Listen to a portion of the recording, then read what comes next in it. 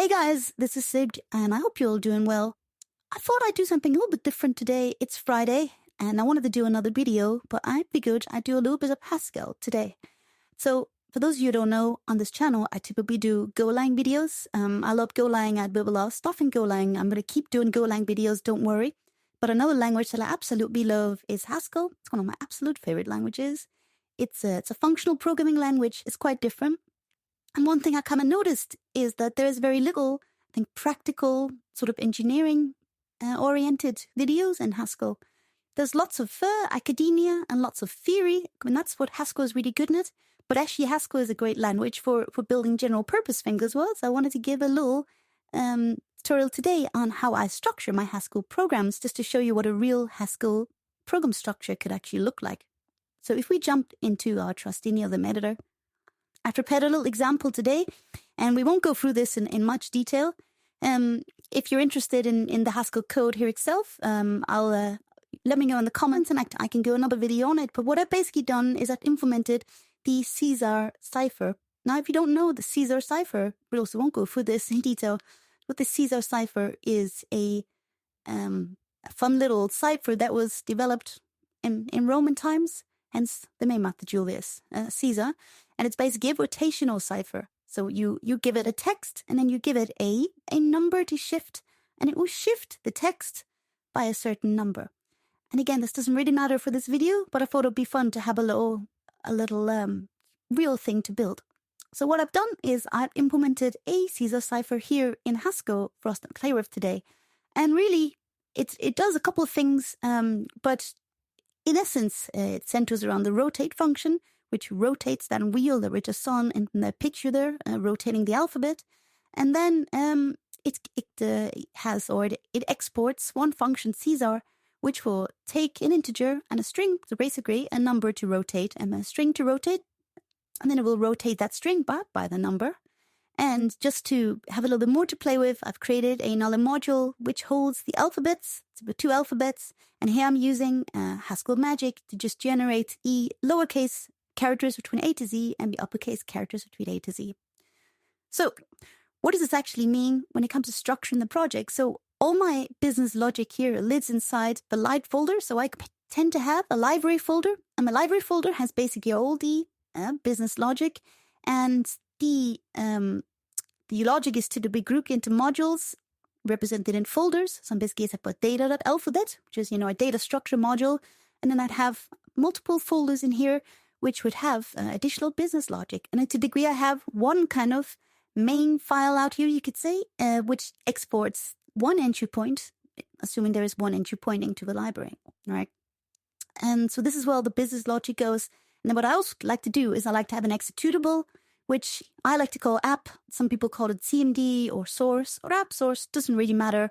And all that is basically a thin wrapper executable, but has that actual main module and a main function so that it can be invoked. And here what we're doing is we're just importing Caesar, and then we're calling it with some bonus stuff, right? So you can actually see it in action. So if we go in and run this, right, so we can call, hit hold, we can build, and I'll show you the make file in a second. We can build our little projects, and I'll use all dependencies and builds, and you can say to make run. And there we go. Now it's actually running this executable, and we can see the output here is a hello, my name is Stig, has been encrypted into this because I shifted it by 13, and then decrypted. Well, this has been decrypted back into hello, my name is Stig by shifting it back by 13, right? And if we look at the make file that I tend to have in my projects, the make file here has just a couple of targets, but there are some targets that I think are really useful. So obviously we just saw make build and make run. So this uses Cabal. Cabal is my build system of choice for Haskell. There's a couple of different ones. I like Cabal. Some people like Stack. It doesn't really matter. Whichever one is your favorite. And I like to just use Cabal. And another one we can look at is make REPL, because make REPL, as it shows, can actually invoke Cabal's REPL. And REPL is a great thing because it allows you to play around with your functions. So here we've called make REPL, and we immediately have access to our Caesar function, so we can actually try it out. So I can say, hello, YouTube, from Bernard, shift that by 3. Then the REPL has this middle function that it stores the most recent results in a variable called it. So we can go ahead and shift it back, shift the result back, by -3 and make it back to hello YouTube. This is just a way for us to play around with our code kind. So that's basically how I structure the main sort of implementation. So I've got libraries, but to do one or more libraries, and then I've got my execution layer and app. Now, when it comes to testing all of this, I'm big on tests, right? And tests are in Haskell are a great thing because you can use a couple of things. You can use a library called HSpec that I tend to use for behavioral-driven testing.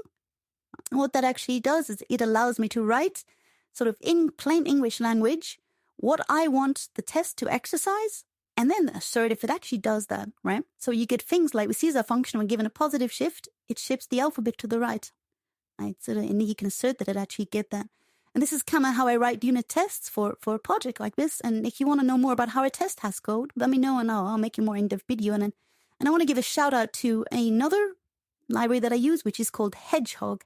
So Hedgehog, let me bring up the package entry here. So Hedgehog is a property testing library for Haskell that allows you to generate, as it says, hundreds of test cases automatically. Because what you'll see with tests, what you see with tests, like these are, I have to explicitly say what happens in this case, it will equal this case, and so on and so forth. What if you want to make general assumptions about how something behaves and just pass it a bunch of generated input? And that's what Hedgehog allows you to do. So I added a little test at the bottom here to show you. So property testing with Hedgehog generation, it generates stuff and sees as consistent. This is not a great test, right? This is an example test. But here we have to go in and we say generate a list with 100 elements with random alphanumeric entries. And then I just basically assert here that it actually generated a list correctly. And then I just say that when you call Caesar with 13 on an item in the elements, it should give the same result as calling it again. So again, we're testing with Caesar is consistent across all of these inputs. I'm object in a good test, but it's there for display or for example purposes. So what is the benefit of this kind of testing? Well, I like it because if we now call my make targets, test targets, when they make for a test target, we get really nice human readable output for each of our things that we've tested. So for example, the Caesar function, when given a positive shift, shifts the alphabet to the right, tick, right? That test passed. So you give this really nice output of all the things that you've tested and how they describe the behavior of your application, which I think is really a very beneficial thing to have when you're, dealing with lots of code and reading through what you've actually tested, right? And then we can see here that Hedgehog actually ran and said it generates stuff and Caesar's consistent, and it actually says our property base tested this on 100 tests. So it ran under the hood 100 tests and accumulated the result and say, yeah, they all passed, you're good. And so this is how we can use property testing to generate input for our tests, right? Then the final thing I want to show you in this little project setup is I also have an integration test. So if you've watched any of my Golang videos, you know that I'm big on a library called test containers. So test containers here is a great project, I think, which allows you to spin up Docker containers or Podman containers on the fly to basically exercise your tests against them so you don't have to have environments running on your local machine. And Haskell has first citizen bindings for test containers as an implementation. So I like to use that. I've added an example here where, again, for this Caesar library, there isn't really much to integration test. So I just added a generic example that spins up a test server inside a Docker container. And the way that works, right, is we have a Docker file. You can say it pulls that latest Haskell image from Docker. And then we copy over our source code and we run this test server in here. And if I go ahead and to run integration test, I say like test integration, you'll see that it's also using HSpec. So we get that nice same output integration test using MockenBI. I can successfully HTTP get the root of the test server. And what you see now is because I did very lazy, the test server actually doesn't do anything. And as a result, this test will probably time out. But if there again, for example purposes, so here's what the test looks like, right? We've got a test container setup that sets up runs our Docker image. I'm not using Docker, I'm actually using Podman. So here's Podman, but it's the same for Docker. Here you can see it's using the Haskell image just now, running this test. And it runs the container and it exposes port 8080, and then it gives us a mapping port, and that's what gets passed into this function here. So using the around HSpec function to get a mapping porting industry, we get a port parameter, and then we can create a HTTP client request, set the port to what was ejected, and then we can assert that the response comes back at 200. But again, we haven't implemented that, so this will probably just time out in a second. Right, here we go. So here the test failed, and it said on-call exception, timeout exception. So we timed out. Sad times. Maybe we should implement a test server. And so this is really generally how I structure my Haskell projects. I think this gives me everything I need. So if we look at the Cabal file, we won't go through this in detail, but the Cabal file is fairly simple. It follows the structure quite well. We've got the library, which is where the magic happens. And then we've got the executable that pulls in the library. And as a thin entry point to the library, then we've got a test, which also pulls in the library, right? And runs all the unit tests using Hedgehog and using HSpec. And then we've got the integration test, which uses test containers, and in this case, HTTP client, whatever you need to test.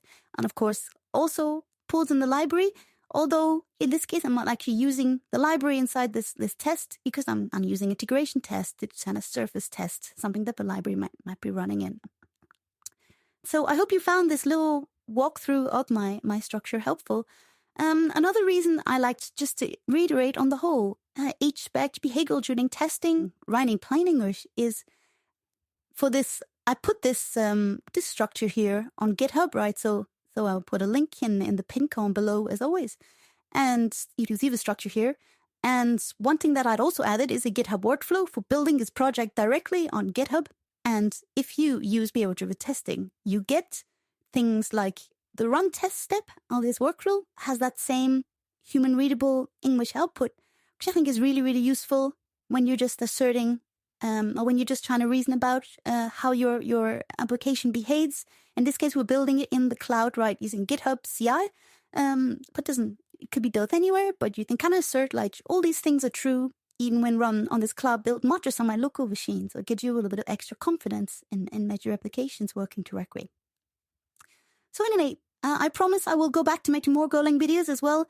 But if you enjoyed that little dive into how I structure Haskell projects, let me know. I do intend to make more Haskell videos. I enjoy Haskell a lot. I think it's a great language, and I think it's underrepresented in the market today. So I will strive to make some more videos in the future. Thanks so much for watching, guys, and enjoy your weekend. Bye-bye.